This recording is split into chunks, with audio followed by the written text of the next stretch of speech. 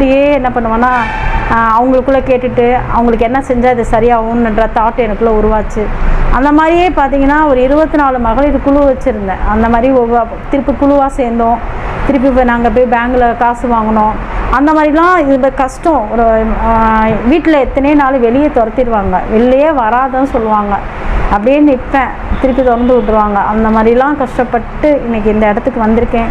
இந்த இடத்துக்கு வர்றதுக்கும் நான் எவ்வளோ இந்த இந்த இந்த ஊரில் வந்து இங்கே வந்து சென்னையில் வந்து ஃபஸ்ட்டு கடை வைக்கிறப்ப இதை அங்கே உள்ள வேறு மாதிரி தைச்சிருப்போம், இங்கே வேறு மாதிரி இருப்பாங்க, இவங்களெல்லாம் எப்படி நம்ம சரி பண்ணணும் அப்படின்னு நினச்சிட்டு இங்கே உள்ள எப்படி பண்ணணுமோ அதை நான் சரியாக செஞ்சேன். ஒவ்வொரு விஷயத்தையும் கவனமாக செஞ்சேன்.